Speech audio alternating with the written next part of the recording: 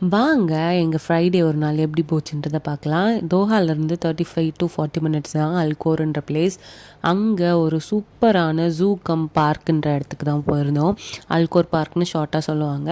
இங்கே வந்து பெரிய ஆளுக்கும் சரி குட்டி பிள்ளைங்களுக்கும் சரி செம்ம என்கேஜாக இருக்கும். மார்னிங் டு ஈவினிங் வரைக்கும் செம்மையாக டைம் ஸ்பெண்ட் பண்ணலாம்.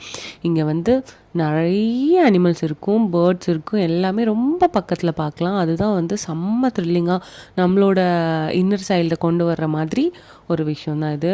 சூப்பராக அதை வந்து நீட்டாக ப்ரிசர்வ் பண்ணி வச்சுருக்காங்க. பார்க்கவே செம்ம அழகாக இருந்துச்சு. அண்ட் இது வந்து நல்ல ஆஃப்டர்நூன் போயிருந்தோம்.